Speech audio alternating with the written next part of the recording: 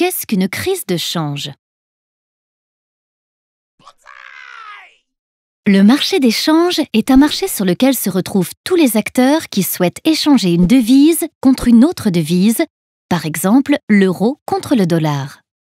C'est le cas notamment des banques et de certaines entreprises qui travaillent dans plusieurs devises. Ces devises sont échangées selon leur taux de change, c'est-à-dire leur valeur, qui peut évoluer. Lorsqu'une devise perd beaucoup de valeur, au moins 30% de moins que le dollar, on dit que le pays connaît une crise de change. Cela peut se produire si le pays n'inspire pas confiance, car il connaît un déficit budgétaire important et une forte inflation, par exemple. Les acteurs se débarrassent ainsi de la devise sur le marché des changes par peur qu'elle ne vaille plus rien.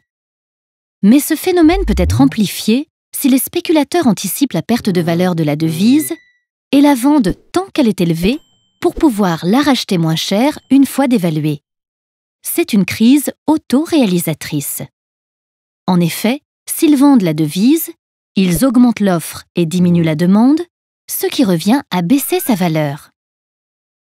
Une crise de change a de lourdes conséquences sur l'économie.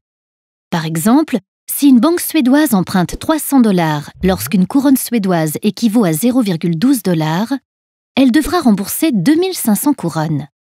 Cependant, si la couronne perd 30% de sa valeur, c'est-à-dire n'équivaut plus qu'à 0,084 $, la banque devra rembourser 3571 couronnes pour la même somme empruntée. Ainsi, plus la valeur de la devise diminue, plus les banques endettées en devises étrangères peuvent avoir du mal à rembourser.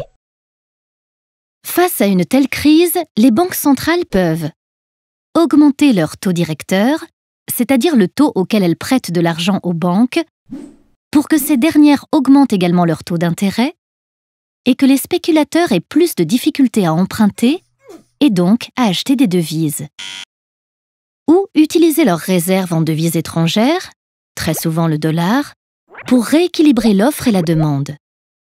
En effet, lorsque leur devise est faible, elles peuvent vendre leurs devises étrangères contre leur propre devise pour augmenter sa demande et donc son prix. Cependant, tous les acteurs, ménages, entreprises et banques, sont affectés par l'augmentation du taux directeur car ils peuvent notamment se retrouver en incapacité d'emprunter, de rembourser et de prêter. Les investissements sont freinés, la croissance ralentit et certaines banques peuvent alors faire faillite.